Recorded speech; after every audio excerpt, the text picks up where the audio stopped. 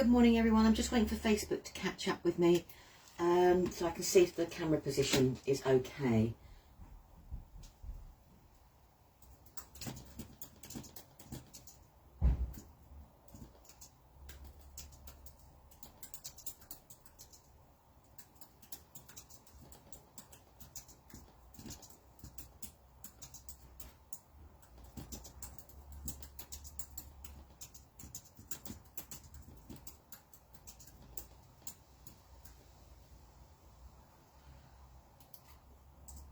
Oh, come on, Facebook.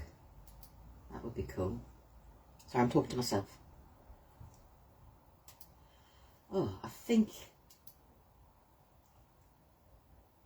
Right, so it needs to just come back or just go forward just a touch. Morning! Sorry if I make anyone feel a little bit seasick, but I'm just trying to get everything in place. That's a bit better.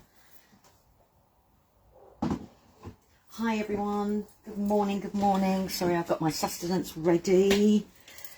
I've got my cake just in case I need a bit of a sugar rush. I've got my coffee. I've got a huge bottle of water. So a little bit of everything.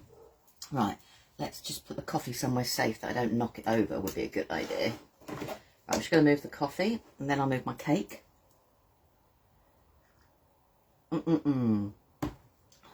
Because I know I will need that at some point. Right. Hi everyone. Hi Jane. Hi Caroline. Hi Dominique. Chris. Hi Sue. Hi Rianne. Hi Serena. Hi Sharon. Right. Right, this morning, so what we're going to do this morning is, hi Alison, how are you? Well, I hope everyone's all right. It is a balmy, 26 already here. So it's meant to get up to something like 29 sort of thing. I have coffee and cake. Oh, chocolate cake, Maxine. Now I have a Belgian, that just to keep me going, Belgian bun, and I had to try it, so it's there. Right, so this morning what I thought we would do is, there's been a lot of questions about the Living Hinge Die for starters, how you can use it, what different projects you can do with it. So we're going to look at one project with it. We've got lots of different ideas that we can use with the Living Hinge coming up. And then we're also using the A4 ring binder kit. Now, in the ring binder kit, you get, I've amalgamated all my bits and pieces together because it's just easier for me to do that. I'm just going to grab them. I had them all here. So in the ring binder kit, what you actually get is you'll get 4 pieces of dolly board. Now, dolly board is a 2mm substrate. And substrate is just a posh, arty word to say a piece of material that you're going to use. Okay? So it's 2mm thick. But the one thing about the dolly board is it's incredibly light. So you can create a sturdy project, but it's still lightweight. It's one of those like misnomers. Oh, rain, Alison. Oh, for rain. And so I'm going to be using that. Now with the dolly board, what I have gone ahead and done is I have covered mine with card. The main reason is I want to use inks, or I could use spray inks and everything like that. And I want to keep the integrity of the actual substrate. So that is in the A4 journaling kit. But you also get, we're not going to use these as such today, but you get corners that go with it so you can protect. So like on my book here, I can put corners on the edge there which would protect it. You get a really cool little opening, you know, which will create a 2-part little opening. So when you put the bits together, you get those. You get all the little brads that go with them, and you also get the fixing posts. I keep mine in a little boxy thing because then I don't lose them all. I'm dreadful for losing the little brads. Everything else I'll keep, and then I'll want to go and find the brads and I won't be able to use them. Now the fixing posts that we're going to use today are these type. Now you get enough in the journaling kit to make 2 A4 books if you were going to use a traditional spine. We're going to do something a little bit different. So if you were going to, the journaling kit would give you, the way I'm doing it today, to make at least 2 A5-ish books. But the dolly board is available on the website if you want some more. So the fixing posts, if anyone's new to, or not new, but anyone remembers scrapbooking years gone by, we would use these as like extenders. So when we had the scrapbook albums, that we could use these and do the extenders, so you could add more pages into your scrapbook albums. And you get a male and a female, and it just, the smaller one screws in quite easily. Okay, you can use a screwdriver. I have a magnetic screwdriver, which means when I pick this bit up, it doesn't fall out. Well, I don't have a magnetic screwdriver. Let's just say Steve has a magnetic screwdriver, and it comes very handy for crafting. So that's one of the bits we're going to be using. So I'm going to put these all safely to one side. So, like I said, I've taken the dolly board, and what I've done ahead of time, because otherwise we'd have to wait. I'm going to be using it, Sharon. Yeah, I'm going to be using that in conjunction with the Living Hinge to show how both go together. So what I've done ahead of time is I've covered the dolly board, okay, and I'm going to do 2 sides to show you today. Now, this is one of the Shady Designs backing papers, and I'm just covered one side with that, and then I've covered the other side just with the antique card, because in the journal kit you get I think it's 25 sheets of the 300 GSM antique card, no, 350, and 25 of the white 300. So you get loads to make a journal. The sheets alone, if you didn't want to use a dolly board, would make decent covers as well, especially if you put 2 together. So I've done both sides, so I can work on a decorated piece to show you, and we can also create some backgrounds quickly and effectively. Okay, so that is what we're going to use with this die. Now, one thing I'm going to say about the die, which I think is really, really, really cool, is if you notice, you've got 3 holes, and obviously this is to fit, as you can see, the dolly board there, an A4 sheet. But on the die, one side is slightly shorter and one side is slightly longer. Now, this gives you control then of where you want to put the holes straight away. So if I want my holes nearer to the edge of my card, I'm going to flip the die over, and I've got the holes now nearer to the edge of my card, which means then I've got a greater card space to work on.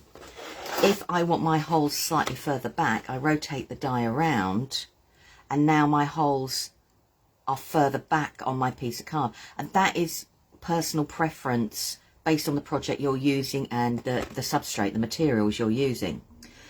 So I've gone for this project because I have die cut and done a lot in advance, only because otherwise you'd have to sit there and wait for things to dry, die cut. But I'll explain everything.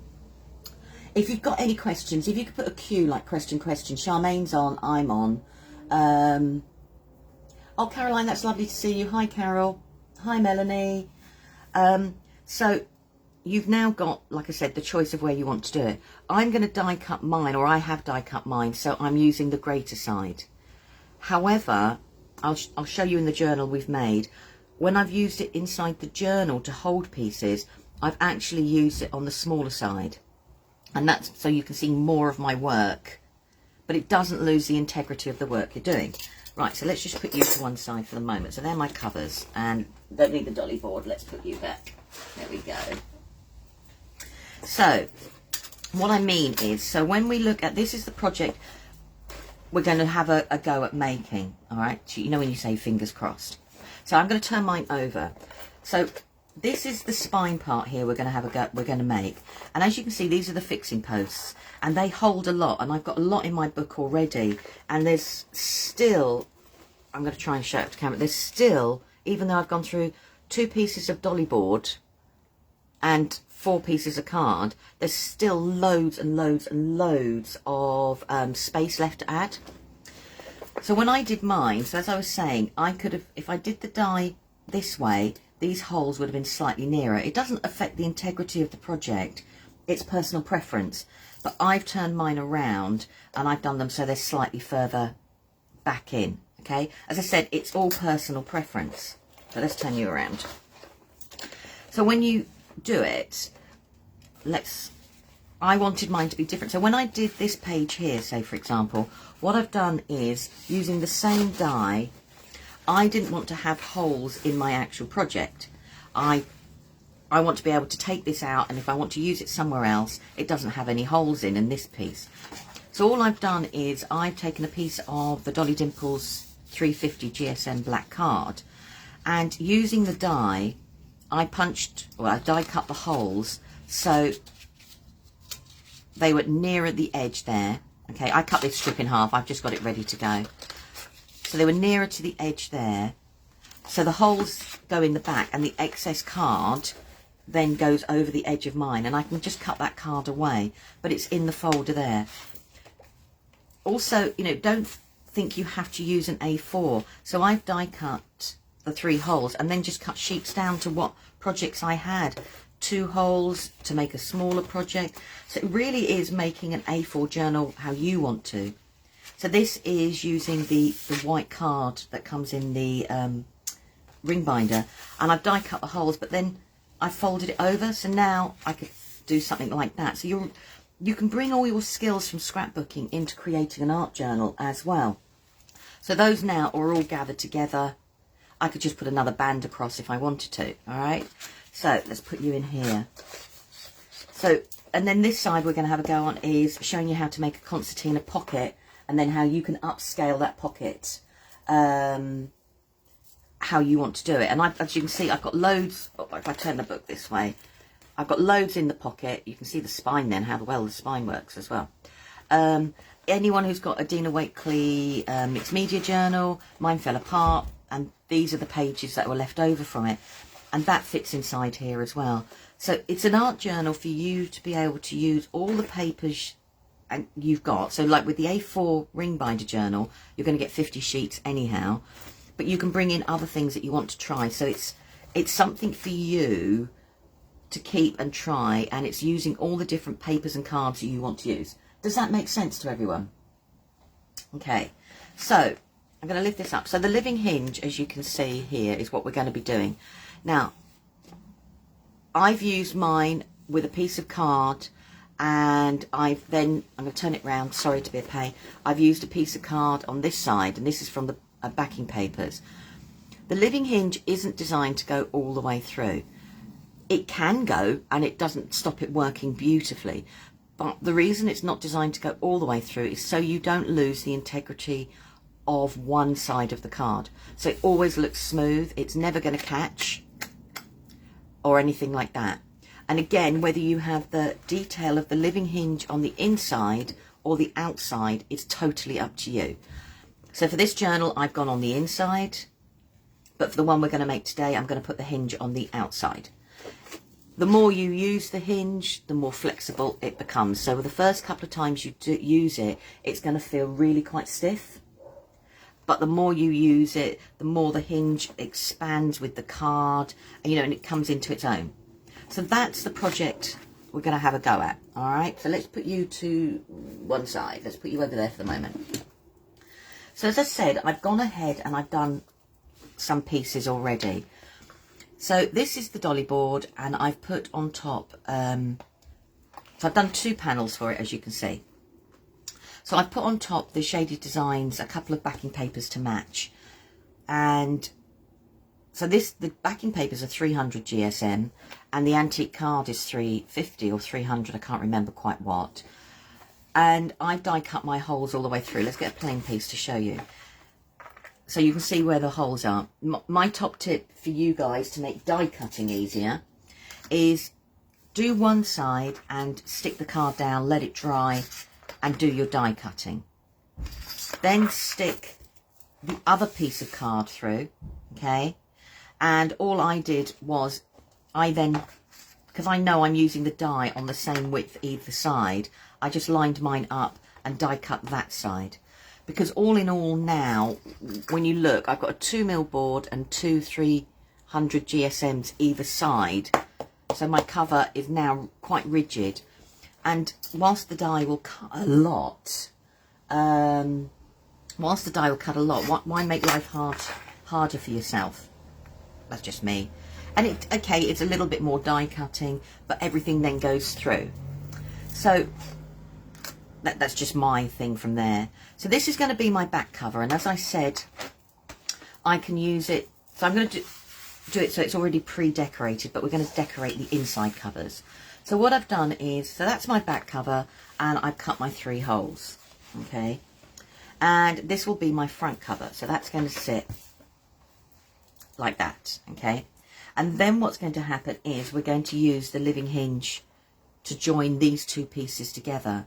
This means then I can have a little bit more depth in my art journal. If you would prefer, you could just use this by itself, put the fixings in, and have all your card that way. It doesn't need a front cover if you don't want it to be a front cover. It could go around that way as well. But I like the idea that we've got a bit of a spine. Now on my spine, I'm going to do mine on white to show you what I've done.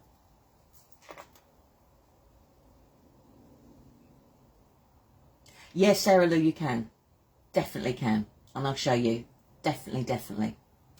Right, so I've taken a piece of dolly board, and my dolly board now is going to be my spine. And I wanted it so that, if I put it underneath, you'll see, I wanted it so the spine was slightly smaller. That's just me doing a design element, not because of any integrity. I just like the idea of it being a little bit different in size. Sorry.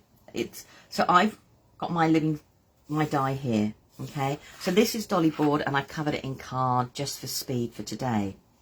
Now I've cut mine already at my Living Hinge, but that's so we can work ahead as well, but I'll show you how to do it all and everything and what you can do. So these now is going to sit there, and we're going to join all those pieces together, and that will then make the book, okay? And we'll then have our book ready to go to add our pocket and add all our different fixings. Right, so let's just put that there. Right. Okay, so as I said, they're my covers, and that's how I use the die. If you've got any questions, Charmaine's on, and please say, and I'll try and scroll back. So this is going to be my hinge, okay? And what I did was I covered mine in paper. I haven't covered this one. This is just the dolly board, so I can show you how I planned mine out. I'm just going to grab a pen. I'm going to go for a coloured pen so you can see what I'm doing. So I decided the spine can now be whatever width you want it to be. It can be, I'm doing mine with a single width of the Living Hinge die. However, you could do it on an A4 sheet and keep going and going and going and going and going and going. It makes not a jot of difference. All right. So what I did with mine was I actually tried to work out where the centre point was. So I'm just going to grab a ruler. I thought I got a ruler out and I didn't. I normally try and cut mine so they're easy to divide in half. That's just me. And I'm just going to find the halfway point. So the halfway point is here. I'm just going to rotate this round, and I'm going to do exactly the same here. This is when you find out if you're, when you cut on your guillotine or your chopper, it worked. Right, so then all I do, because you can do, I've done this in red. I would suggest when you do your project, you do it in pencil, but I just want so you can actually see what I'm doing. Now, so that's my halfway point.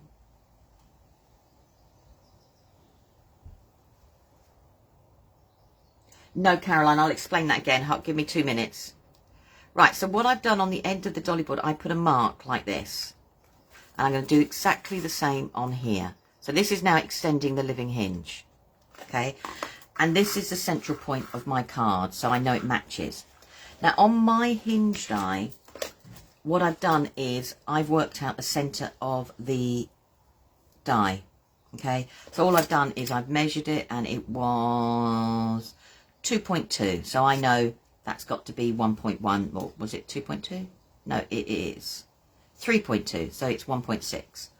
So when I've measured mine, I've made a mark on 1.6. So now I've got a central point on the die. So when I line mine up, because I've marked here, I can line that point there, and I can then line my die up. So I can now take the die right to the very, very edge of my project, stick it down and run it through my die cutting machine. And I know it's going to be the same. So then when it comes through, I'm just going to make a mark here. So then that would be where it's cut. I can then take the die and I can line it up so it's straight, and it will then sit in there, and I can then carry on extending. So this is just for an A4 piece of card, okay? If your die cutting machine would allow you, and an A4 machine, you could get a long piece, you could carry on moving it up and up and up, however you want it to go.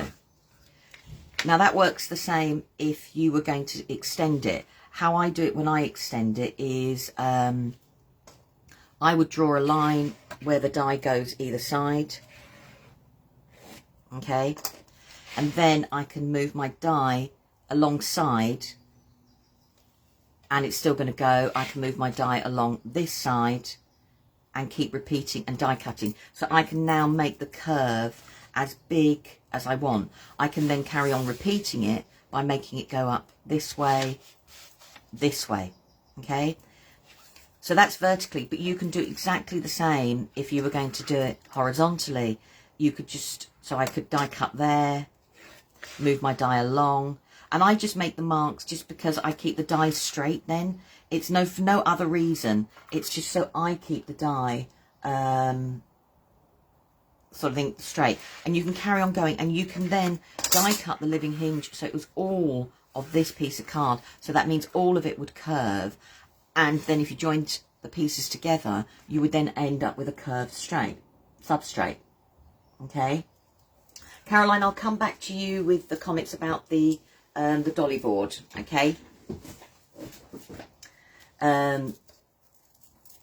So that's how we did it. So when the living hinge cuts, so this is through the dolly board, this will be what you get. Okay, so you get that movement. And on the inside, you can see that the living hinge isn't coming all the way through, but I've got the fluidity of the movement. And so you can do it that way, but I've cut it that way, but you can always turn the hinge in on itself. So if you don't want all the detail of the die cutting on the outside, just gently keep manipulating it, okay, and it will go that way around. It's personal preference whether you like the look of this. This looks cool actually when you ink it up or use a gilding wax on it. All right, so what I've done with mine was I've done exactly what I've done here, but I covered it first with a piece of card, okay, and I hope you can see the red line. You can see then where I've done the red line on it, and then I've just done exactly as I've showed you there. I've just taken it, lined it up. Oh, it's actually going back into the slots again. And then done it again, lined it up, and carried on die cutting from there. So now I've got my hinge. Now this has got a lot of card on it. Now the first couple of times I use it, it's going to feel stiff, okay? Because it's got to, bless it, it's now going through 2mm dolly board and 2 lots of 300 GSM card. So you will need to persuade it a little bit. I mean, but the die, can you see, is working. So I've still got my curved spine. All right. And the more you use it and the more you make it work, the more the curve will go. But the first couple of times it could feel a little bit stiff. So I've gone for mine on the outside. And there you can see where the center point is there. But I could have easily done it on the inside if I wanted to. All right. So that is how you extend the living hinge and how it'll actually work and how it'll look. The reason it's showing bits here, okay, is not a fault in the die, okay? This is my user error. This is me not putting my glue everywhere on my page. So actually what's lifting up is my card. Okay, so don't think if you see bits lift up, it's a die error. It's not. 9 times out of 10, it's us guys rushing. But that still doesn't stop the integrity. It still won't stop it bending, and it'll still make it work absolutely beautifully. Do you know if it would go through Tyvek? Now, Maxine, I haven't got any Tyvek. I have actually ordered some. because I wanted to go that sort of thing. My thin die has 6 holes. Do I need 3? Right, Chris, the one you're talking about is... Oh, I'm trying to see if I've got mine to hand. Right. Are you talking about that one? This is from the ring binder kit. Okay. This is from the ring binder kit that makes it slightly smaller, which has the clips. I'm going to see if I've got one nearby. Hold on. Right. So it's from the ring binder kit, which comes with these type. Okay. And that's what makes the 6 holes. You can still do the project we've got today, but you could put the ring binder in instead. That would be work absolutely perfectly. Okay, it would be slightly, but it could be A4. Okay, so I'm just going to put that in there.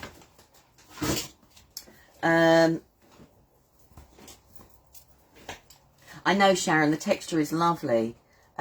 Right, going back to Caroline's question about what did I do. Right, let's get a piece. Where did I put my dolly board? Okay. Sharon, it will still work. It will still work and you could still do it. All you're going to need to think about is when you line this up. So you've got your fixing posts. When you line your holes up, is how far you want this piece in. It will still absolutely work. And then you can, you know, work out where you're going to do it. And then you can, I would draw around this and get the die. What have I done with the die now? I've put the die away, which was a bit silly. Hold on. Oh. So if you worked out, I mean, measure the length of this. I'm just eyeballing it for the moment. So if I did this like this, this is going to be the end part there and there. I can then put my die. You don't need the die for this one, okay? This die actually just cuts out the pages. So if you've got something like a crocodile or a screwdriver, that is what you would use, because you'd need a fixing post there. And you would punch through there and there and create your holes and carry on from there. So you can use this collection. This die is to create all the different pages that you want to do. However, if you want to use this die, you can. So you could still punch your holes, but what you will need is, you will need the fixing posts, okay? Because you'll need, where you've got the holes, you'll need, you don't have to use 6 fixing posts, but I would say you need at least 4. You can then put the fixing posts in that way. And then you've got the die to die cut all the different holes you want for all the different materials you want to hold in your book. Yeah? Does that make sense? So you can use this collection. You can use all the ring binder collections with each other to create different projects that you want to use. Okay, so I'm just going to put them away because if I don't, I'll lose them. So let's just put you away quickly. Where I keep my die normally with my one of spare ring binder so I don't lose it. Okay, Caroline, what I did, so I took my dolly board. Let's grab a piece of card. Right, and pretend. So this is my dolly board, okay? And this is one of my backing paper designs. And all I did was I stuck that piece of card down to the dolly board, okay? Now, I've just trimmed away on mine the white parts. That's just me, but you could leave it as is because it's an A4 piece. Once that was dry, I then took my die and I put it through my die cutting machine. So it cuts the holes through these 2 layers, okay? Then what I did was turned it over, and let's grab another piece of backing paper. And I stuck another piece here. This is because so I can either have it already pre-decorated or I can ink.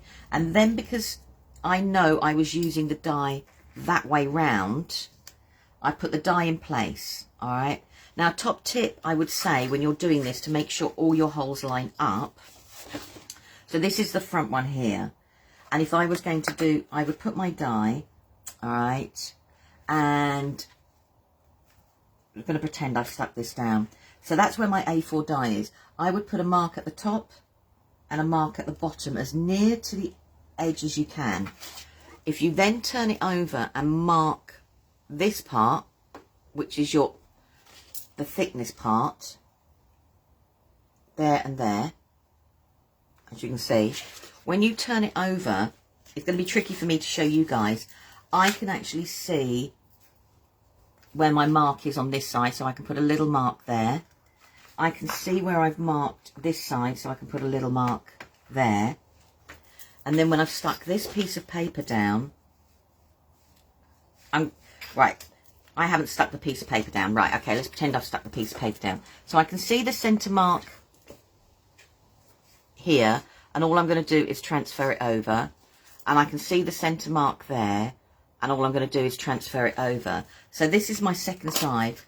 I know I'm using the die with the holes further away. I can now put my die in between those marks and die cut it, which means now I know the holes will line up. And that's exactly what I did, if that makes sense.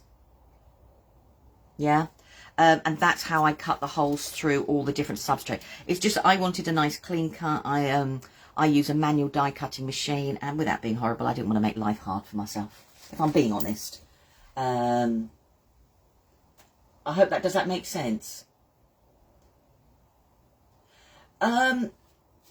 Irene, I would say not with the Living Hinge.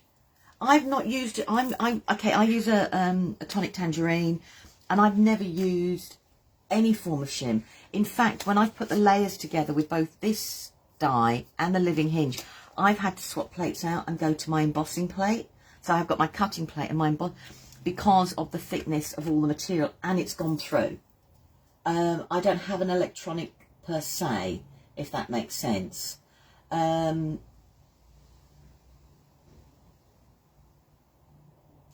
brilliant, Caroline. I'm glad. Okay, so that's all I did with that, with the dolly board and the different pieces. Right, let's move you guys out of the way and we'll get going. Now, with the Living Hinge, I'm just going to put these guys back underneath here because we will use them in a minute.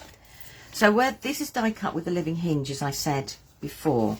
So all you would do is, like I said, when I put the Living Hinge in, and I've die cut this one, I will go and die cut this in a moment. If I bring my die cutting machine in, I run out of space. And then that is the edge of the die. And all I'm going to do is I'm just going to put the Living Hinge and follow my line and put that through. And then that would die cut and keep die cutting. So I will do that in a moment, and so you can see what 3 pieces look like. Okay, doesn't matter your substrate, you can go that way. All right, but I'll do that in a moment. I thought I had done a piece. I normally do. Right, let's just clear some space. Right. Oh. Okay. Right, so does everybody get how I worked out the spacing to do for the Living Hinge in this sort of thing? Oh, Sarah Lou, have you got the cut and boss? I don't. Oh, you got tangerine, Alison? Yeah, I had to drop my plates and I had to go for the cutting and the embossing plate, the green one. Okay. Right, so let's move the dies out of the way. But don't worry about marking you. I've used a permanent marker on my pen. If you're using the back of your dies and it's like this, I mean, do all the different marks that you want on it to help when it's you lining up your next project. Okay, because you've got to feel comfortable being able to use your dies. We can show you lots of hints and tips, but you've got to find a way that works for you as well. Tested tie back, it goes through, no bother. Oh, would it still look, Charmaine, you've done the Tyvek, would it still, if you'd stuck the Tyvek down to a piece of card, would it look honeycomb or would it look like the Living Hinge? Sorry, I'm making you do work now as well. Okay, right, I'm just going to put them back together. Okay. Right, so when we've got, so this is going to be my back cover. So this now is my spine. So as you can see, as I did with the back cover, when I was cutting the holes, I did exactly the same. I stuck one side down, cut the holes, stuck the other side down, measured it all up. But on this one, let's see if you can see, what I've done here is I've actually cut the holes so it's on the shorter edge, not the longer edge. That now means I've got a bigger spine that I want to use. And that's the reason I did it, sort of thing. So on the back, when I line it up, it doesn't look too much like spine, if that makes sense. So it all lines up along those lines, all right? Or whatever way, it doesn't matter which way I'm going to use it on the outside. So it all lines up and works. So you can do it either way. I can put this on the inside. And again, this is personal preference. Or I can put it on the outside. Yeah, like I said, it's all personal preference. How you're actually going to do your bit. So what we're going to do is, if we quickly decorate one of the pages. I won't show you how to decorate all of them, because obviously that's how you want to decorate. What I am going to say is, though, that in the Shady Designs kits, you get lots of different backing papers. And the idea, these were all jelly prints I did and then stamped on top. And the idea was, so if you didn't want to make an inky mesh, you had a starting point. But they're also a reference point if you want to create a background. So you can see I've done different colours. I've then stamped over the top. I've brought in some of the other stamps as well. So you could use it as a starting point of your journey. Caroline, I don't know if Charmaine sells the dies separately or it's just in a kit. Sarah Lou, I am personally, regarding Max Way, don't know, because I craft the way I've done mine, which is I've taken the dolly board, or you could use grey board or mount board, and then I've covered it with 2 pieces of 300 GSM card, and it's gone through and it's working.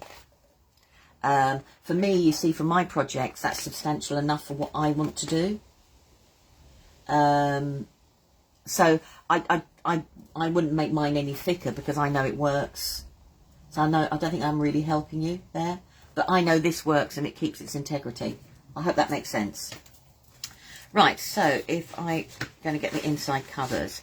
So it's also in the kits you can get tags. So it just shows you like the Moroccan trellis, using the stamps on top and the different colours you can use. So all the backings were done as, if you didn't want to get inky and messy, they're done for you.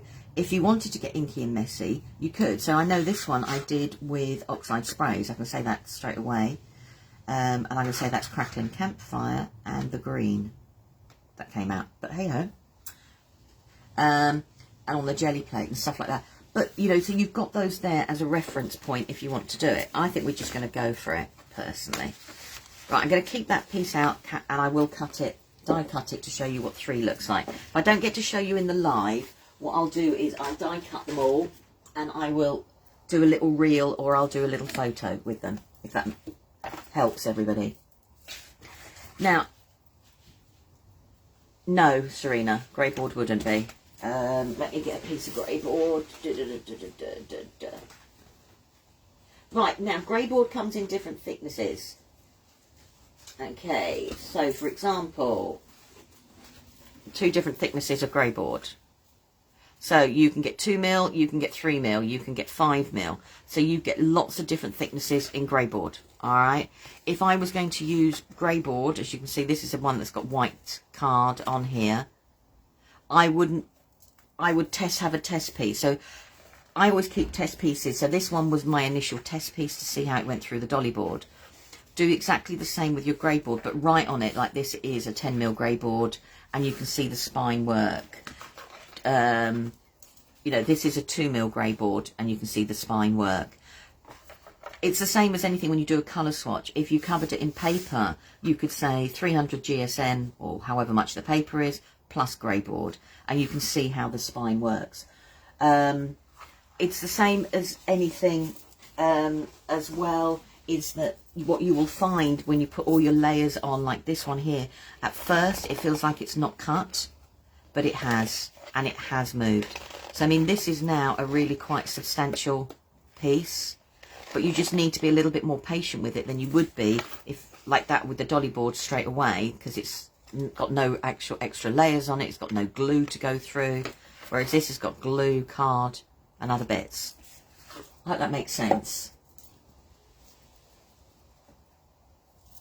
So I'm just going to grab it. So what we could do is we could look at this and we could start building up some colours if we wanted the inside to match. So I've just grabbed some colours I think will work. I'm going to use oxides. Someone asked me why I use oxides over, say, distress inks. It's actually, I'm going to be honest, it's actually because on Selly Telly Land, distress oxides stand out better with the cameras. So the colours stand out, so you can see what colours we're using. That doesn't mean I wouldn't recreate this using distress inks. Okay. Oh, mount board, I have loads of mount board as well. But that's one of the main reasons I'm using the oxide is on Selly Telly Land, it is much easier for you guys to see what we do with the oxides because they stand out than it is sometimes with the distress. We have to work a little bit more layers for you to see the distress, but that doesn't mean the distress won't work.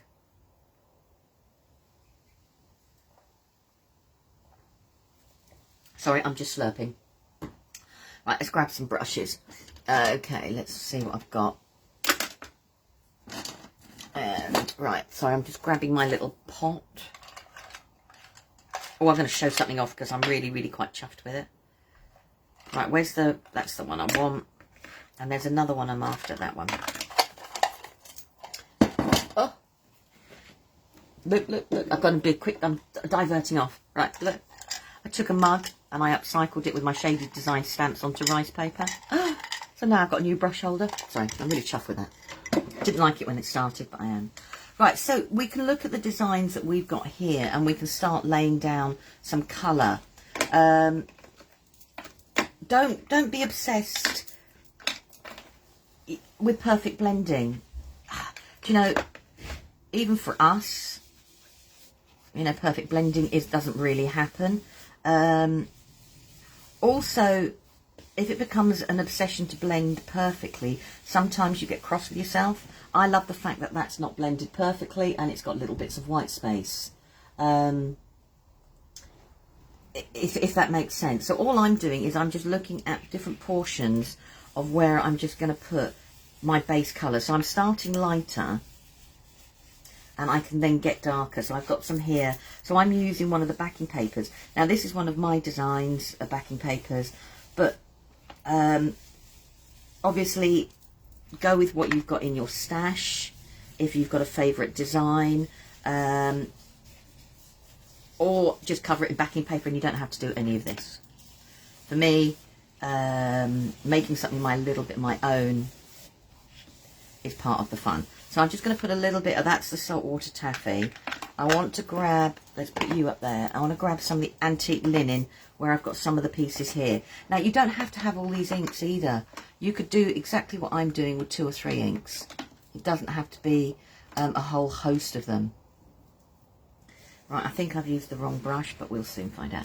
So I'm just going to put some of the antique linen where I can see some different bits, as you can see. And I'm not doing perfect blending. This is just laying down colour as a base. I think part of background building should be just going with it. It doesn't need to be perfect. It just... If your eye loves it, then you'll carry on creating. So, you know, try not to get too hung up on that. I know that's easier said than done. I appreciate that because I can't talk. So that's just like all the lighter points of my sign. Just grabbing, I want to grab a couple of the stencils. She says, you know, when you I've got lots of space, but not, if that makes sense. Right, so I want to grab a couple of the stencils. So that's what I was doing.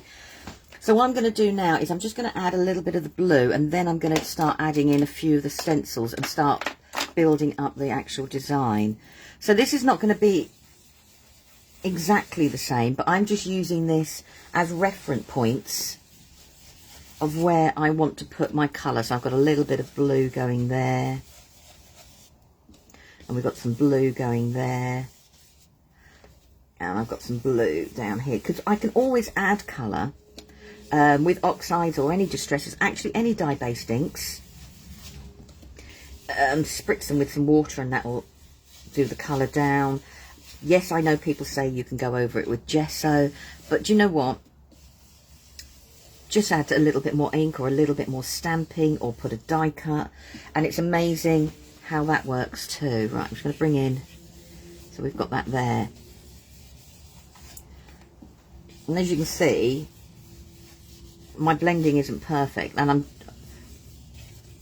but this is, like I said, I just want to lay it down as a background colour. Now I'm going to use a colour I don't use very often. And I dug it out the other day. Aged Mahogany. I had a real thing for the aged mahogany because in the oxide it's not quite a red, but it's not quite a brown, but it gives a really cool warmth. I know that sounds a bit silly, but it really does. So we've got some here. So I'm trying to dig out colours that that colours that I seem to have gone away from, and I don't understand why.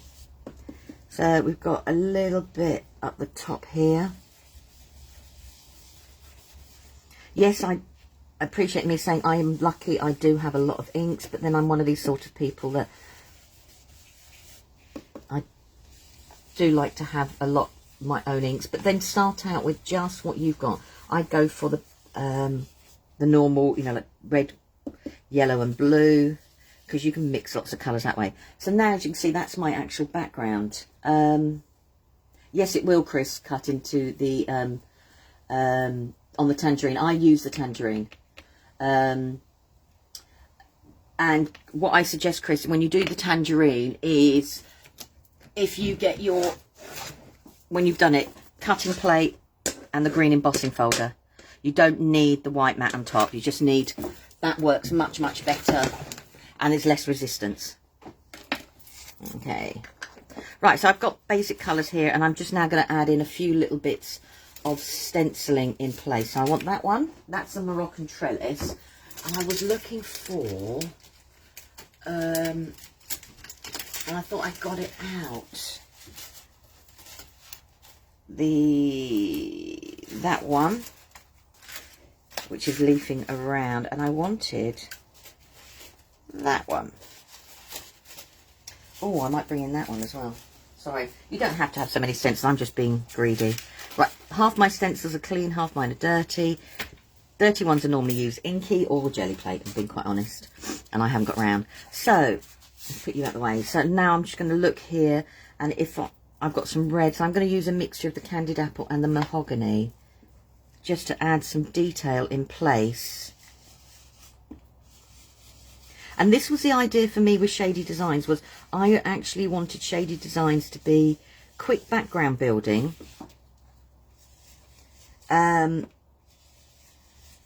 Without it being too scary.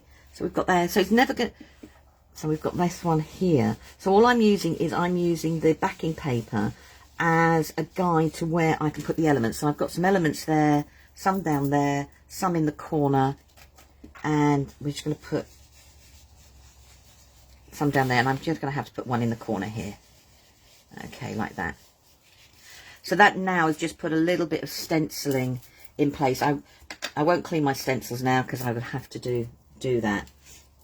And then I'm going to bring in the framed, and I know we've got that, there's a stamp which I'll bring in, but I'm just going to bring in some of that, and I'm going to pick, in this instance, I'm going to go for the aged mahogany, only because I've rediscovered it. And I'm just using, there's a circle there. Now that could be a circle stamp. I'm using it with my framed stencil as a circle, and I will probably stamp again, but we'll see. So we've got two now over here.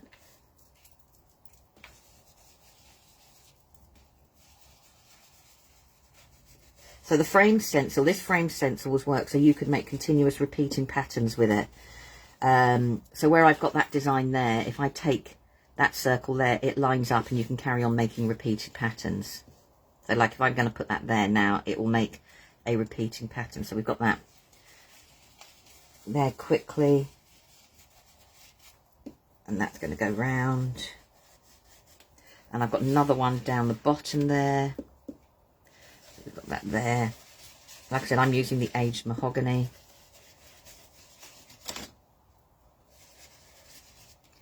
Okay, so we've got that. So that's now just building up a quick background with a bit of ink and 2 stencils so far. And you could then go as far as you actually want to do. I actually want to finish a project, so I'm going to do a bit of stamping because otherwise I'll never get anything finished one day, she says. I do waffle, and I apologise if I'm waffling. Right, I'm going to grab the hanging around stamp set. That's what I'm looking for. And now this is where you now bring in you and the way you want to create. I must get a new stamp thingy. Look how filthy that is. So I'm going to use the hanging around. These bits here, you can put them straight, or you can have that going off that way. I'm just going to do it straight-ish. If you do it so it doesn't have to do from there.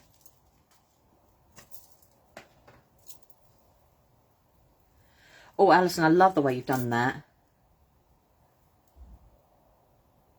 I mean, like I said, the framed stencils and the new one did.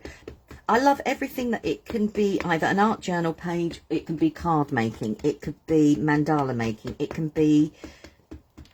I'm not a one style sort of crafter. I love to create lots of different styles. And for me, everything's got to be able to leap over to what I feel like creating that day, whether that's an art journal page or whether that's a mandala, whether it's using the stencils and then doodling and expanding from there, if that makes sense. So, right, so I've got the hanging around going there. So, like I said, the idea of Shady Designs was that the stamps, when you look at them, you go, oh, okay, bizarre, random. But it was to create that layered background. So instead of thinking, oh gosh, how do I mask off those circles? How do I do the lower bit? How do I add the hanging bits? It's all done for you. So it looks like you've done lots of layered, complicated stamping to make a background, when actually you haven't. It's there for you. And it was to get people braver with their stamping. And that's what I really wanted from Shady Designs, is that I'm not worried about a white space. But I didn't want people to have to think that, you know, working on a white space and creating a quick background, that it took a lot of effort. You know, and you could do it quickly, because it can be daunting. Whether you like it or not, you know, it can be daunting. Right, I'm going to go that way. Yeah, I thought I was. Sorry, I was just planning in my head what I was going to do next.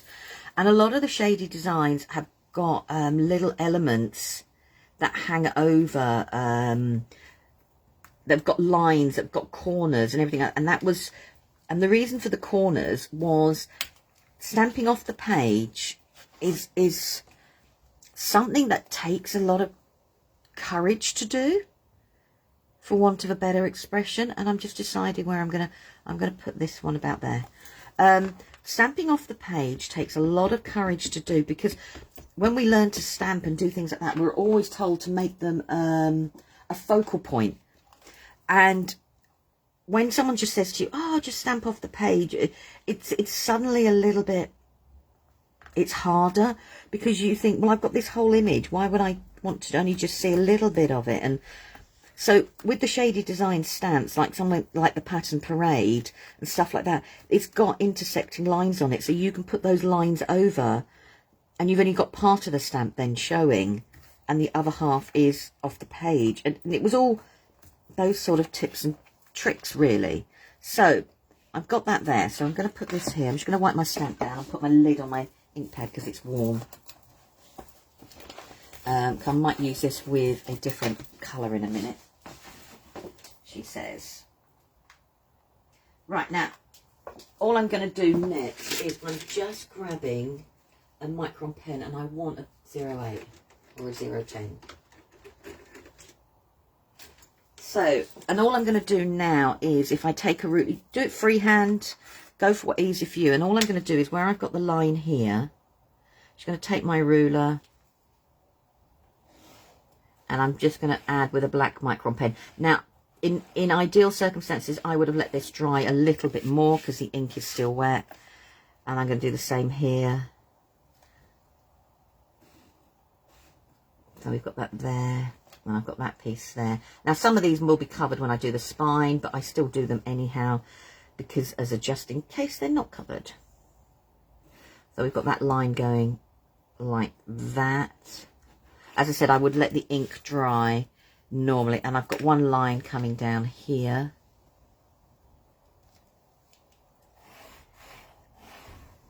And you can carry on, as you can see, because the ink's wet, I've got to go a little bit slower with the pen.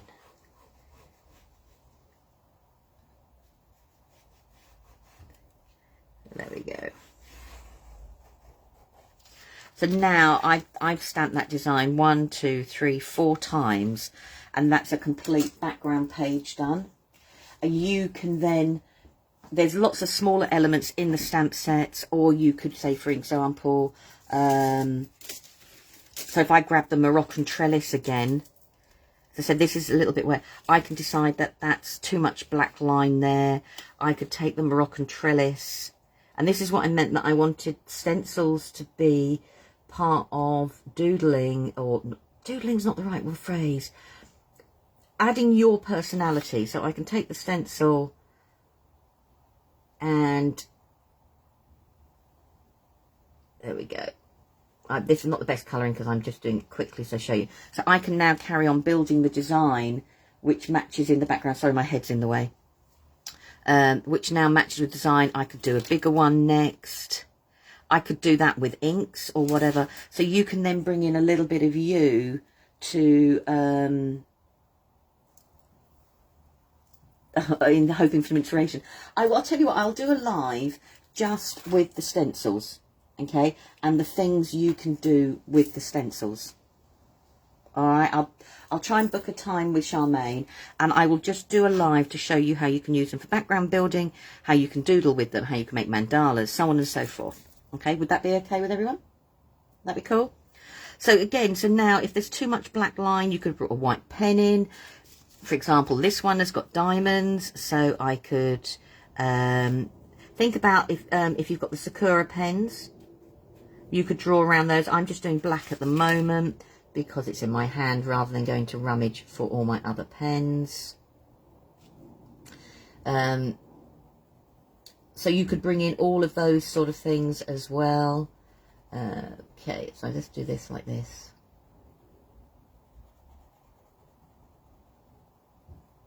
Right, so so you can use your stencils, and your stencils can be part of the pattern building and keep going. Okay, Chris, will do. So you can now bring in and fill in those gaps where you want them to be. You could even stamp some of the sentiments going down some of the lines, which make it a little bit more. But the whole concept for me in my head for Shaded Designs was that it was to demystify making a background. So we've quickly just laid down some colours. Okay, I'm lucky and have lots, but you could have stuck 3. I could have done a blue, pink and a yellow, and it would have worked. And then I've just taken one of the main focal stamps hanging around. So it's 1, 2, 3, and I've stamped it 4 times. And that is the whole of an A4 journal page done. And that's what I really wanted from Shaded Designs, that for people who love the idea of doing art journaling, but where do you want, where do you start? And I wanted it to be that beginning point of your journey with art journaling, how you want to do. Right, now I'm going to be honest and say, if I was doing this outside alive, I would faff on this a little bit more. I would probably, no, I probably wouldn't colour the images in, but I would add a little bit more doodling or a little bit more black or white to it, okay? But I wanted to show that, it doesn't matter which stamp set you use, they are there to show you where to go from there. I'm just putting stamps out of the way. Right, let's put you down there, let's put you down there. I don't need you just yet. Okay. Does anybody have any questions?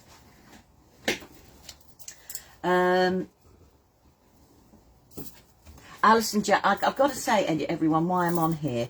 Alison Jane, who's watching the live, if nobody of you follow her, she's on Instagram, she's on Facebook, please do. Alison uses my stuff and comes up with some really, really, really cool ideas and inky colours, and we'll make them from cards to art journals to you name it. And so please do give Alison a follow. She makes some really cool stuff, and you'll see her in the Dolly Dimples group as well. So, right, so now we've got, so this is technically my background, okay? So what we did was we used one of the Shady Designs backing papers, and I've used it then as just where to put things. So we've got the lighter colour there, we've got the colour with the stencil there, a bit in the corner, a bit in this corner, and instead of doing brownie colour, I've stuck to the same and a bit there. Gone over with the circles, where I can see circles with the stencil, and then just did the stamp, and that's our quick background done. Right, so to put this together, so this is my inside cover, okay, and what have I done with all my pieces? You know when you go, they were here in front of me, how can you lose all your work? Oh, it's because they're here. Duh. Right, okay, let's grab all the pieces. I'm going to grab some glue. Then give me 2 secs, and I'll need to grab my hinges.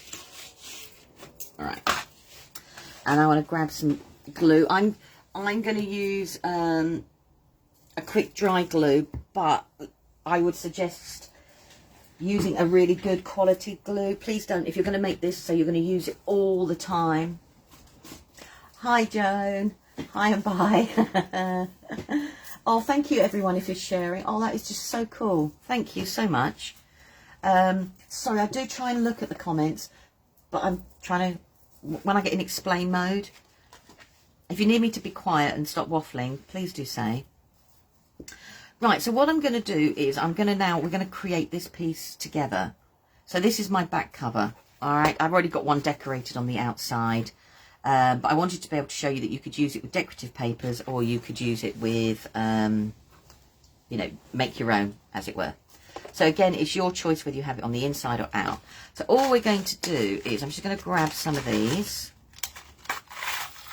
And I need 1, 2, 3. 1, 2, 3. Okay. Whoa, okay. Put you there, and I'm just going to start making this together and putting it, and then we'll make the pocket. All right,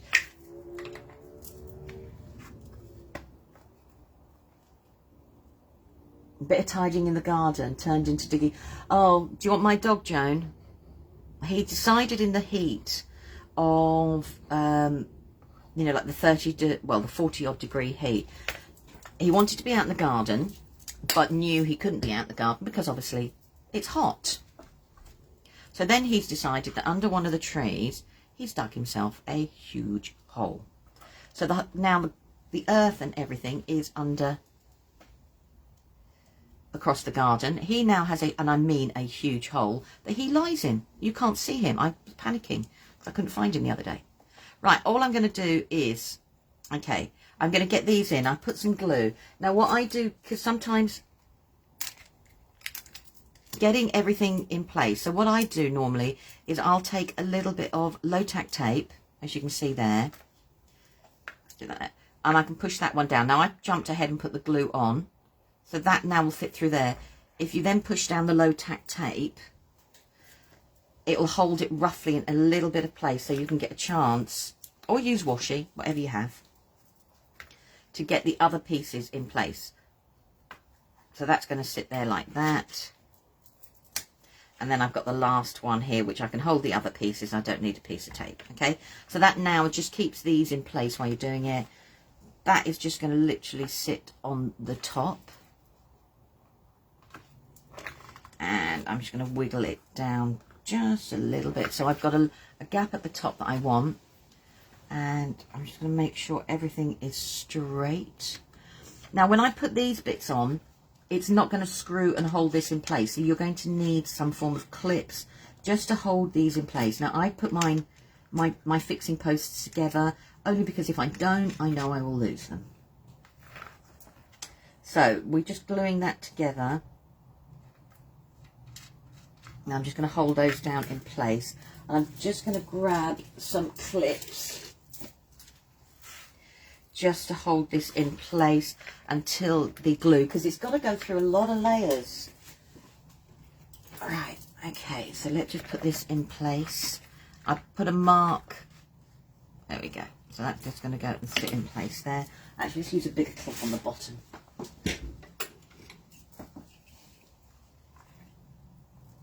Tipping down in Swansea. Oh, we could do with a bit of rain.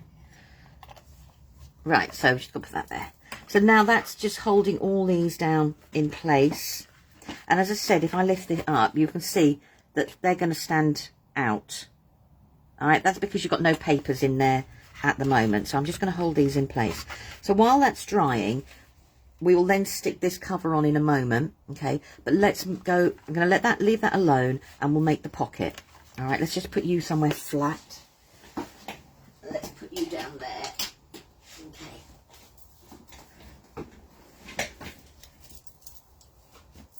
Okay. Okay. I would love to... Shh, Charmaine. Shh, shh, shh, shh. Oh, I couldn't believe it, the little devil. It was all the mud across the garden. Oh. It was like I thought we had got some form of mutated mole in the garden. It was dreadful. Right, okay, for the pocket. So this is my pocket here. I'm going to show you how to make a pocket. What size you do or how tall you want to make your pocket is personal preference. And I know people are going to say, what are your measurements and everything like that. But it is totally and utterly personal preference. I've gone for mine, which is roughly half the size of the backing paper here to make mine. And the reason I've done a concertina is because when there's nothing in here, it'll go flat. But when it's starting to get full with all different bits and pieces, it will expand with it. And as you can see, it's still got a lot of other room to go together as such. So I'm going to put you there so I can bring you in to show people what I've done. So this is my front cover.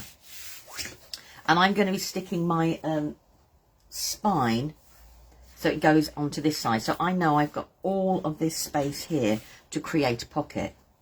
So all I do is, I'm not a measurement-y sort of person, she says. So what I want to do is I want to make a concertina. I then want to measure my card and make another concertina. So if I show you, I think it's a lot easier than me trying to explain. So let's just put you out of the way. Right, Kay's not watching. I can get away with single scoring, but if she is...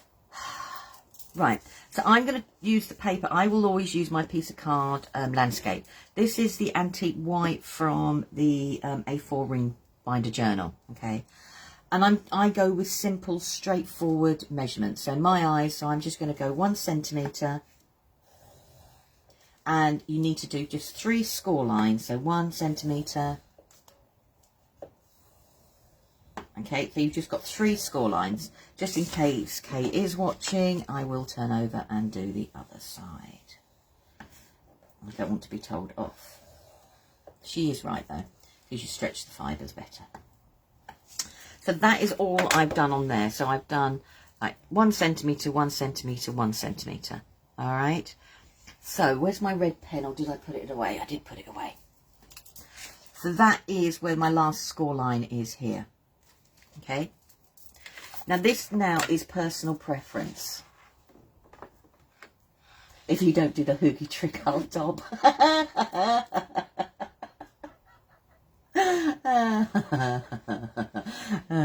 Right, so all I've done now, after I've done the 3 lines, I'm going to line them up. So I've just taken, this is my front cover, but we haven't decorated it yet.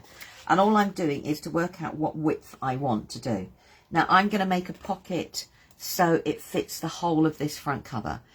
Again, this is personal preference. You might prefer to make yours slightly smaller, but I'm going to show you one to fit this.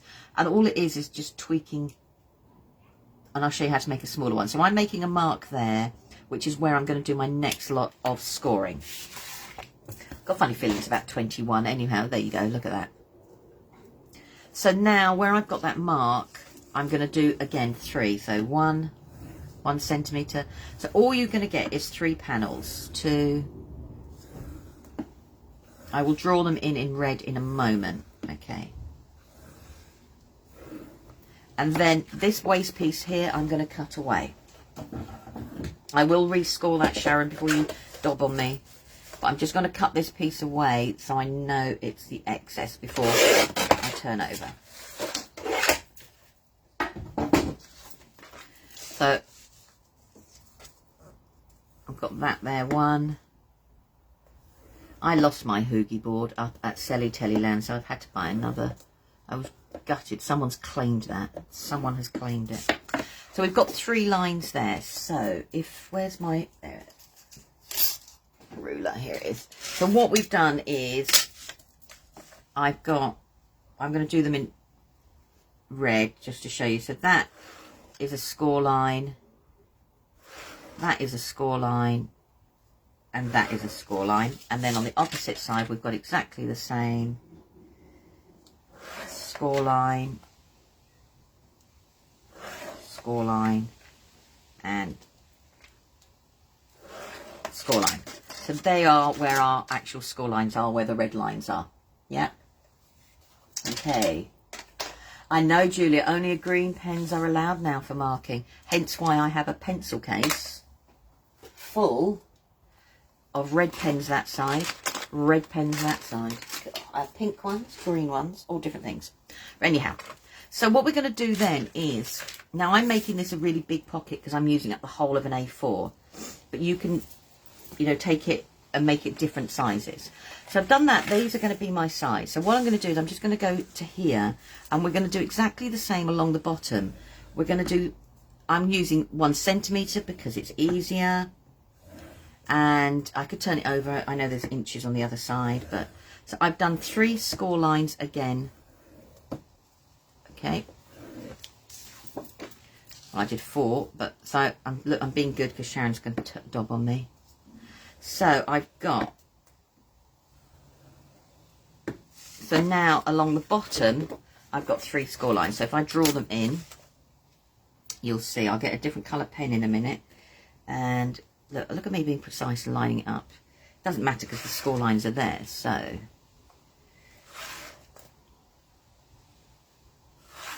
okay, so that now, so these are all different score lines. All right, so we don't need the scoreboard anymore, so let's move you out of the way, she says. Right, so what we're going to do is we're going to do a little bit of cutting now. And we're going to cut away all of this area here on both sides, okay? So what did I do with my scissors? All right, I'll put them away.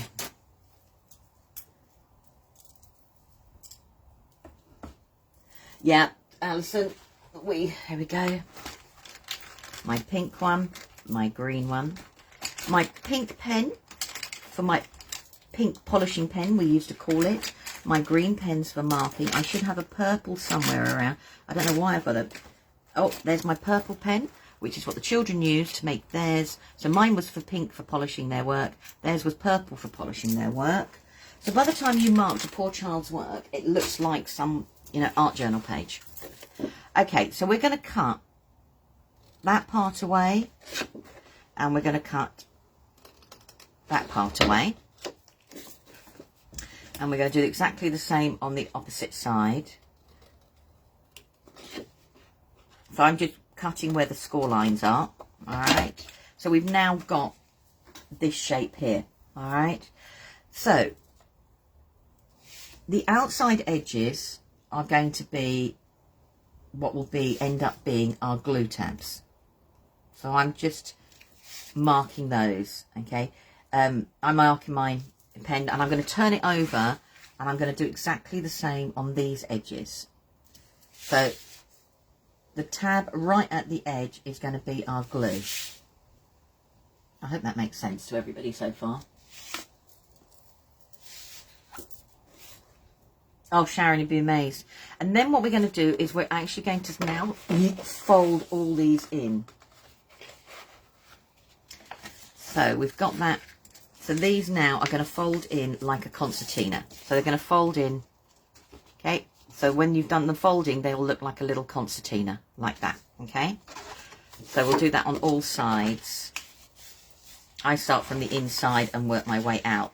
Go with folding, go with what works for you, because we're all different. So now, as you can see, that's the size. So you can see how we're starting to build up the concertina pocket. Yeah.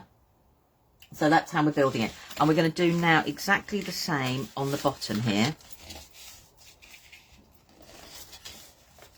Okay. So now the bottom has got a concertina and the sides. Now, if we try and stick this into our book now, can you see the sides are wanting to go in, but then this bit, it gets all stuck and it gets all horrible, and then it's not concertina anymore. It suddenly becomes a rigid pocket. So what we need to do now is we just need to do a little bit of cutting. All right, now I'm going to bring back in the scoreboard because it's easier for me to show you on the scoreboard, and if you've got a scoreboard to probably do yourself as well. Okay, so what we're going to do is I'm just going to line my piece up again, and I'm going to keep to the centimetre, you know, because it's easier if I keep to the centimetre. And all I'm going to do is I'm going to score down a centimetre. Now, this isn't going to be a score line as such. So I'm just going to mark it down there. And I'm just doing it really, really lightly. I don't need it to be an actual score line. I'm using it as a guide. Now, if you prefer to use a ruler, use a ruler. All right. So I'm going to do that. So that is roughly 1 centimetre. And the only reason is it's just easier measuring. I'm being lazy. I'm going to rotate it. And I'm going to do exactly the same. I'm going to measure down a centimetre. So you don't need to make it a perfect score line. It's just giving you a mark. Okay. And then I find it easier to rotate. I'm going to do exactly the same this side. And I'm just going to do a score. I'm just drawing a line in it. Okay. So that now is you've got that funny, you've got those lines there. All right. I hope that makes sense.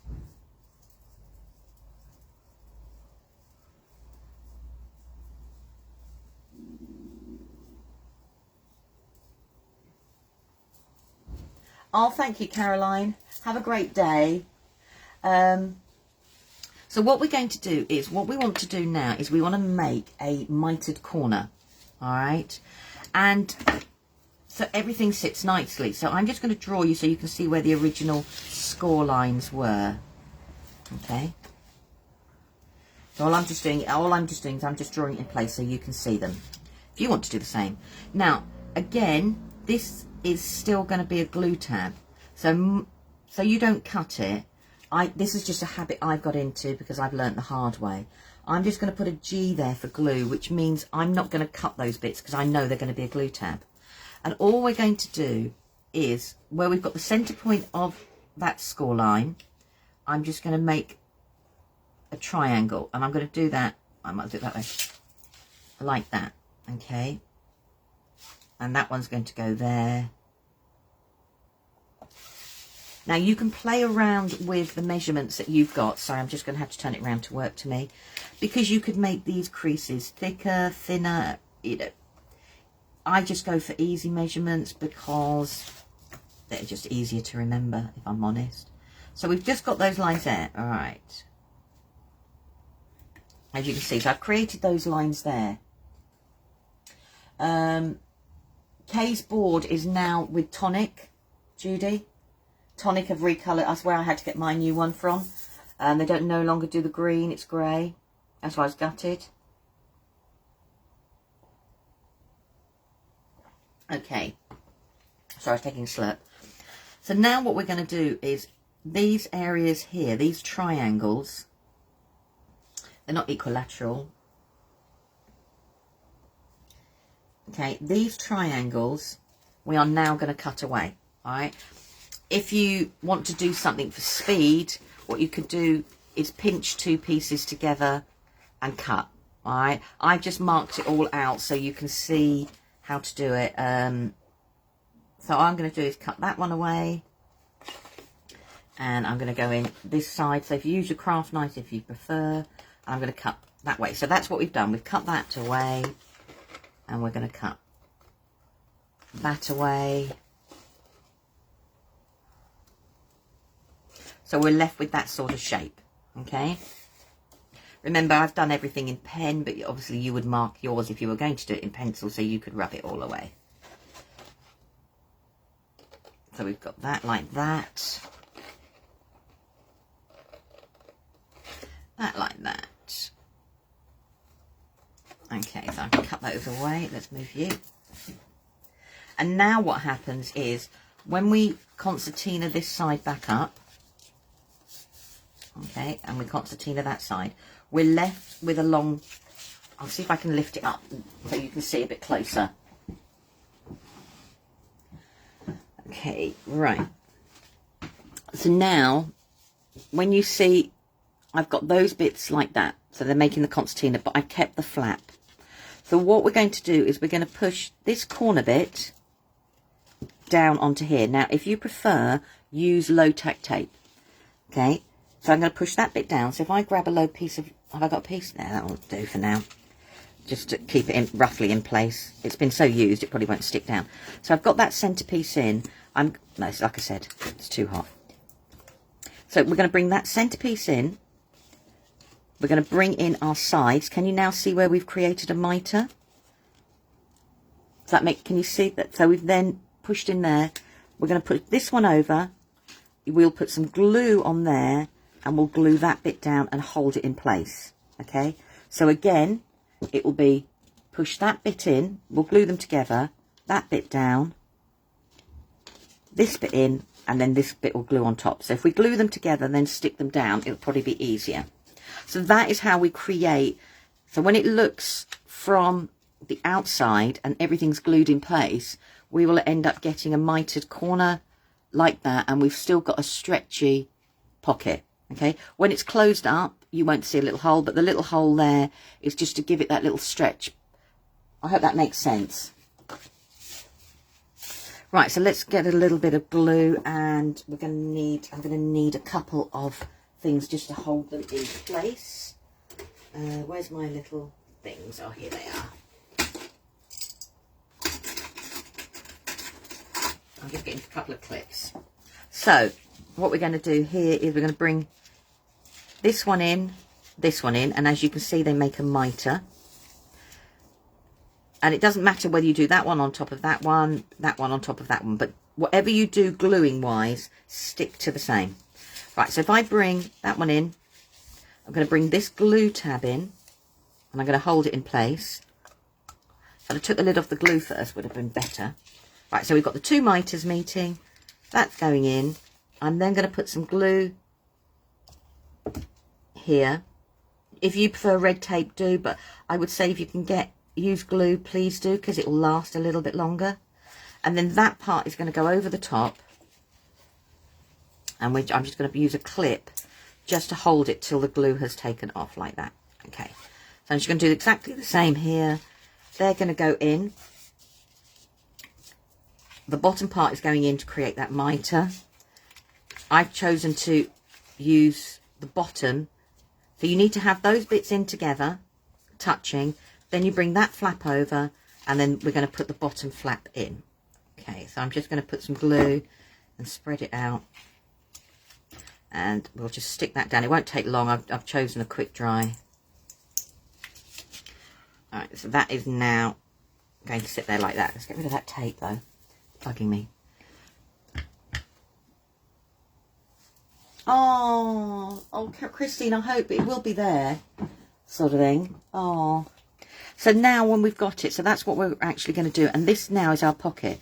Obviously, I've used an A4 piece, but you didn't need to do it that big. You know, you could have cut it off halfway. So it's like I said, it's horses for courses. It's your personal preference. Yeah. You can make them slightly smaller and follow the same thing, and you could have concertina pockets on top of concertina pockets on top of concertina pockets. Right, so then now we'll start sticking the whole book together. I'm going to let that glue a little bit, and I'm going to bring in what we did earlier. So this should now be dry, she says.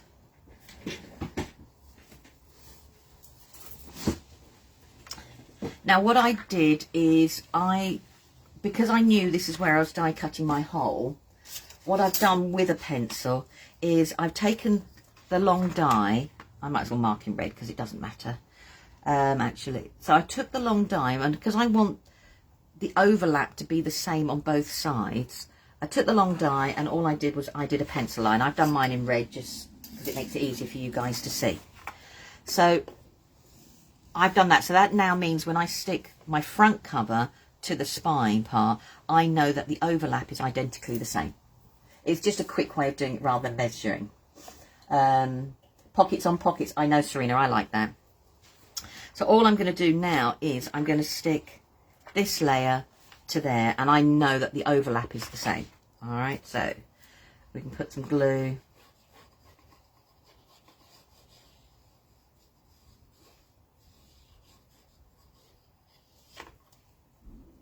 I'm just going to grab, because I want the glue to be everywhere. Because I was using it with this, I didn't need to spread the glue out quite as much where I was using it with these rings, because I know by the time I've added all my pages in and everything would be in place. So I just want to make sure this glue is literally edge to edge. So I'm just using, I find it easier just to use a spatula, as you would do like a gel medium. Right. So that now means I can put this one here because I'm following my line. So what I'm going to do is, before it moves, so I'm going to have to pull this out of my way so I can just do this and I can show you. Otherwise I will run out. So there we go. So all I've done is I've lined mine up on one edge and put a clip, and I'm doing exactly the same. I'm lining it up at the top edge to that line, and I'm going to put a clip. Okay. So, and then I'm just going to work this so it goes down. I'm just going to turn it over now. Let's take these tape off these because I don't need them anymore, because they've done their purpose. I'm just going to stick this in place. And now we've got our two front covers and we've got our spine. All right. I'm not sure it'll bend at the moment because it's still sticking, and also I've got clips in the way. Okay. But as you can see, so we're making the starting point of actually making now the whole journal. So that now is our whole journal. All right. As you can see, so I've done the living hinge on the outside. As I said, the bits that are sticking up is me, and I can see where my card has come away. That's it. But you know, I quite like that. I would get an ink pad or gilding. Ooh, gilding wax. Okay, sorry, I'm in a different planet now.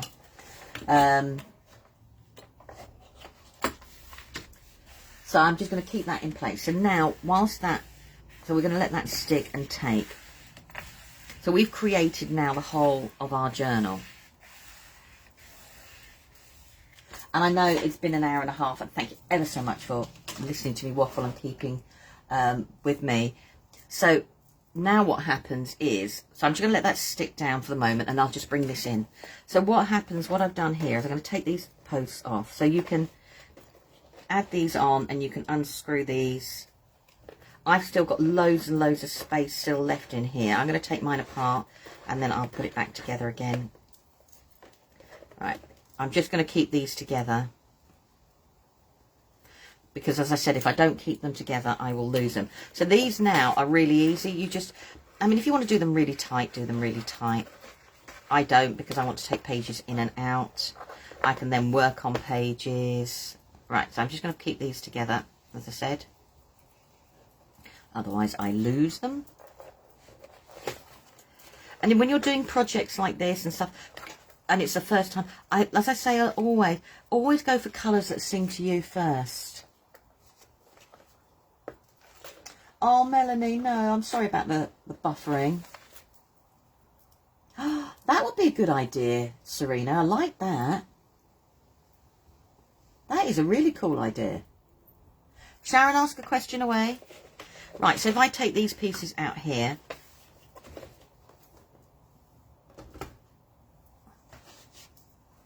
and all I'm going to do is now on this side here, I've got these, I'm just going to put that there. So I know it's just, you could do it all separately. I just like to keep the pieces together because I know I'll lose them. Right, so now I've got those bits there. So this is where you can then cut and do different things. So for this one here, as I was saying, what I did was, let's grab that piece of black card. Oh, but don't hold on to the black card.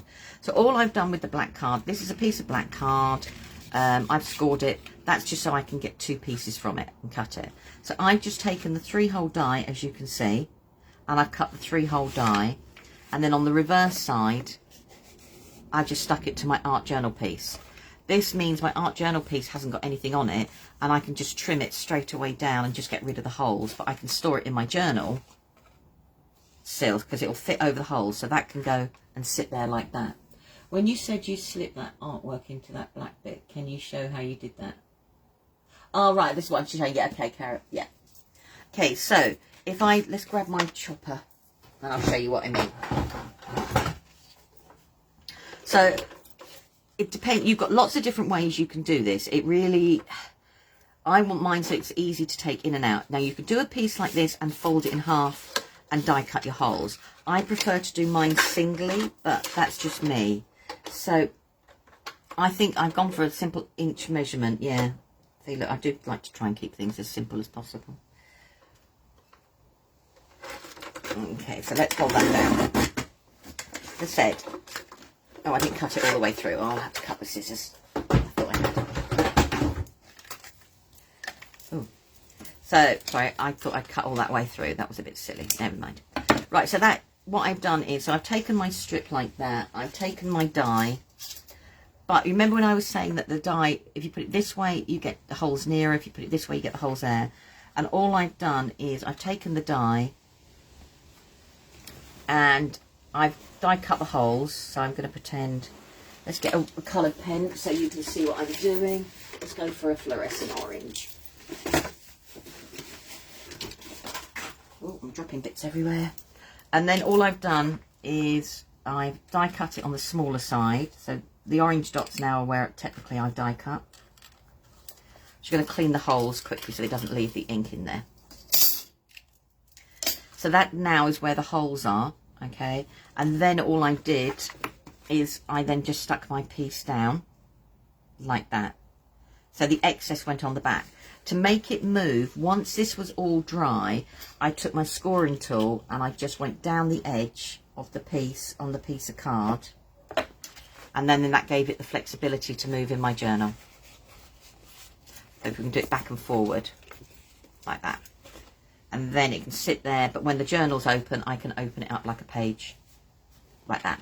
And that's what I did with the black strips, okay, so I didn't have to put holes on it. And that's why I kept a couple of the black strips there, to do it for that reason, that some of the pages, so like this one, I didn't mind. So I've just die cut the holes straight away in, so that can sit there. As you can see, it's not the full length of the book, it's a smaller piece. This one I did exactly the same on a piece of craft card, so that can sit there.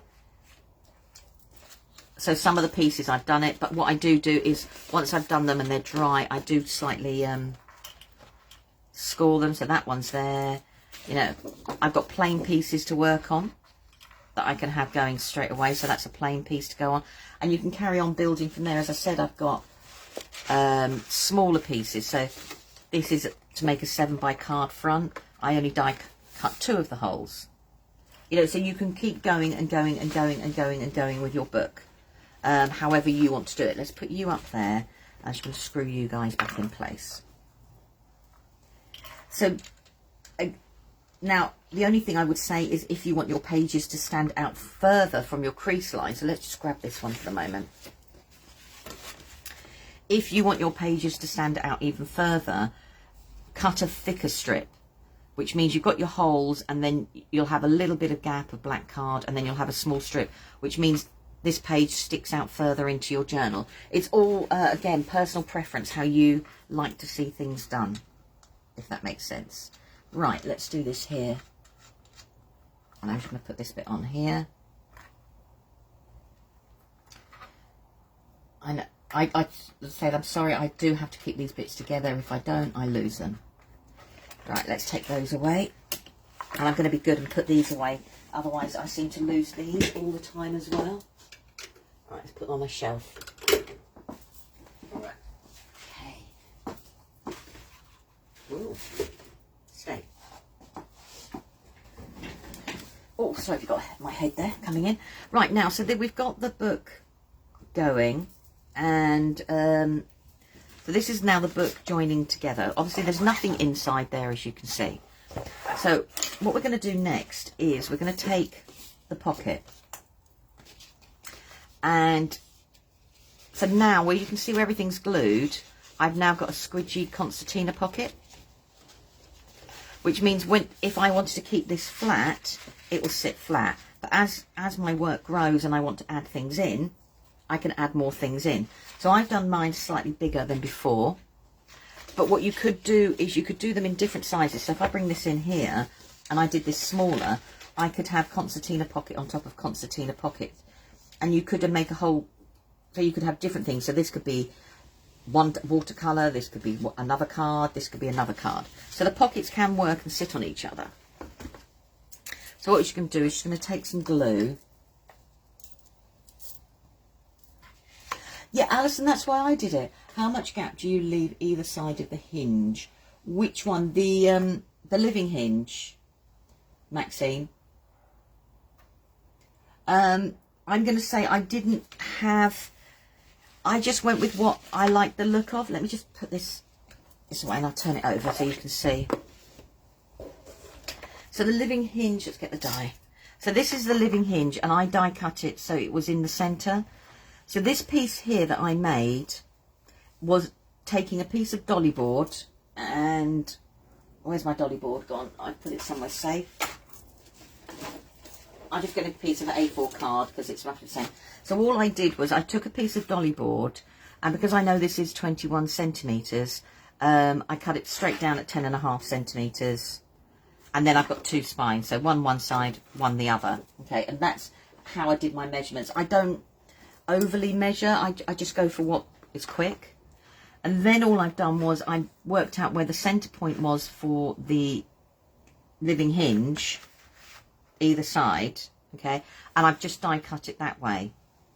And then the gap between the two is just made from when I took the 3-hole die. So the 3-hole die will go, ooh, if I make a measurement there, let me just see. See, I can cover this in black ink, it doesn't matter. Alright, so that is now where the 3-hole die is. So if I'm just going to put, I can just put the 3-hole. Okay, so that is where the 3-hole die went, okay. This is the end of my Living Hinge, which is naturally created. So the gap has just really come about because of where I've patterned, I've worked out where I want the overlap or I want the holes to be. So that gap between the two isn't prescriptive. It's just how it's fallen when I've measured everything else. I hope that makes sense. So I've let the gap, so the gap on the either side, so this will be where I've done this, and then technically draw. I know I've got the hinges in there, so if I technically drew here, okay, so let's do the, and that's, as you can see, so the gap, let's put that join there. Oh, I love it when it slits in perfectly, yay. So, put it in, Louis, there we go. So that gap there and that gap there will automatically be the same because I'm using the same tools to create all my different spacings, and that's what I did. Yeah, you can use the hinge and the whole die next to each other. It will create a totally different look. You definitely can. You don't have to have them that far apart. I've kept mine further apart because then it gives me the depth for my journal to grow. If you put the hole near to the hinge here, what will end up happening is you won't get quite as much depth with the movement here because it's going to be closer together, if that makes sense. Yeah? I hope that makes sense. So while we've got that there, so now what we're going to do is where we've got the pocket, now you can decorate the pocket with your papers. We could have made another background. I'm just going to stick mine as is. I'm going to use some glue. I just want to grab my spatula and I just want to spread the glue out because I want to make sure the glue goes to, because this is going to hold stuff. I want to make sure the glue is everywhere, on every edge.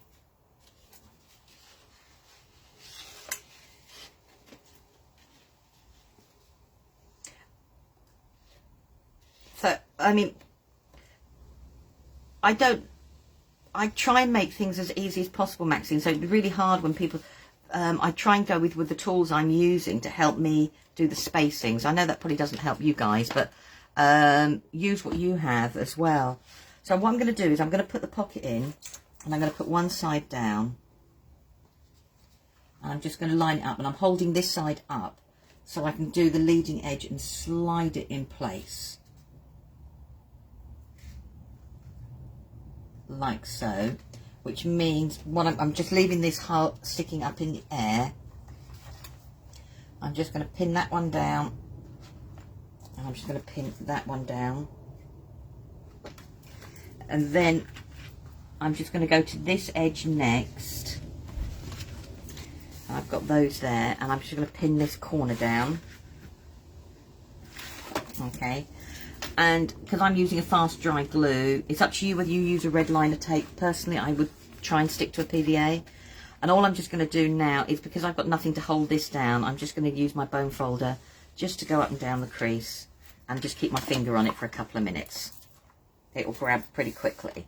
And that is all you need to do with regard to the pocket, if that makes sense. I would, Chris, yeah, I would decorate the pocket first. A bit like we made this background, I would do the pocket first and then do all the layering. I just wanted to show you how to make the pocket. But I would decorate the pocket first. Or you could easily grab, you know, let's just grab this because it's made. So, or I could easily now just cut out a piece of my backing paper and put it on the top if I wanted to. But if you were going to make an inky background with it, I would make it first, yeah. I hope that makes sense. So I'm just going to hold those in place. It won't take long because I am using a quick dry glue. So now I've got, let's get rid of the glue. I've got my checker here. So now what's happened is I've now got my springy pocket on there. It'll sit flat, but I've got enough expansion room into it here. Let's move it over there. Oh, I'm trying not to. It's got enough expansion room now that it will actually grow, so I can put all the different things. The height you want is totally your choice. But I can now, I'll just grab these because they're out. So all these bits can sit in here if, you know, if I want them to sit in there. So these can be works waiting to go as well. And that's why I like a springy pocket, because then I can fill it with all the card or materials I want to use. It then sits there and works with the living hinge. I hope that makes sense. So that's everything, as you can see there, together. But this looks like it's standing, but it will sit flat. Okay? So that is like the whole journal in place. So I'm just going to put, I'll just put these here. So I'm going to pretend I've got them in place. Where is it? I'm going to put some of them back so I don't lose some of them. So what I'll do is, after this live and in the group, for those that ask, I will take some pictures of the hinge. What I'll try and do is ink the hinge before I die cut it, which means when I die cut it, you'll see the ink marks, and I'll show you expanded so you can see how the hinge works expanded as well.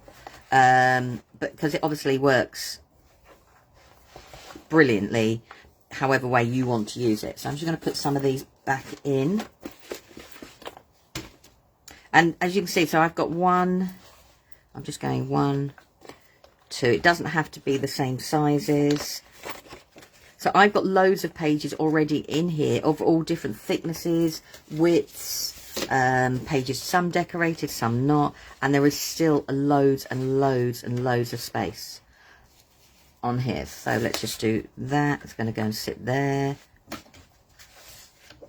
Let's put that bit there. So all I'm doing is just lining these back up again. That one can go there. It's because I'm now dipped into the book below. It's got caught on it. I wondered why it wasn't working. You know, you go, why isn't everything working? And then I realised why. It's fallen down a gap. So let's just, so these will go. I'm just going to put one lot in. I'm determined. Sorry, everybody. I am determined. Normally I put a bit of low tape in. And with everything else in place. Right, so let's just put those in and then I'll put the others back in a moment. Will you do, as I said, I have a magnetic screwdriver, which, well, I don't, Steve does, but I obviously haven't borrowed it at the moment. So now everything will sit there in place. So when it closes up, that's like how my art journal will look. And as you can see, I haven't filled mine to the brim.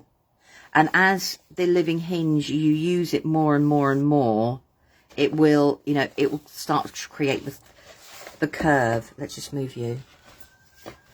At the moment, it's still looking a little bit rigid, but that's because we've not used it and we've not opened it and we've not played with it. But as you can see, I could have it that way round if I wanted to have it that way round as well.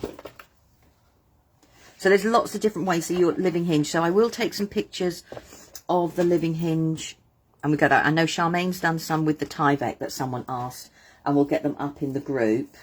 And we'll get there. And maybe what we'll try and do is drop some of the pictures into the feed on this video as well. So if you're watching it back on replay, you'll be able to go and find those. And then we can show you lots of different ways, you know, to do it. But I hope that just gives you an idea of how, you know, you can mix and match all your different products together from Dolly Dimples and create something for you. Art journaling is one of those things. If you buy an art journal, you buy someone else's paper. In doing this, you can have your own paper and your own type of things that you want to play on and experiment on.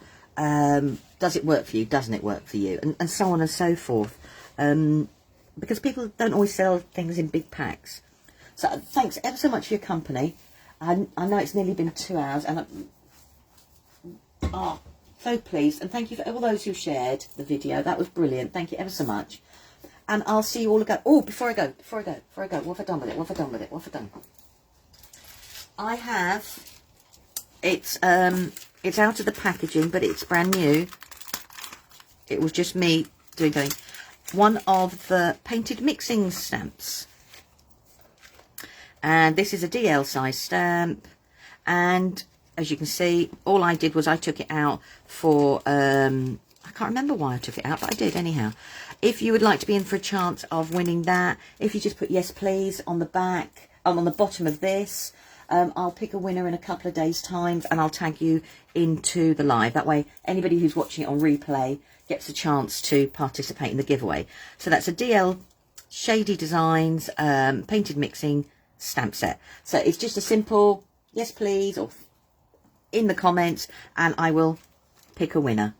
Okay, thanks again ever so much for your time and hope to see you all again soon.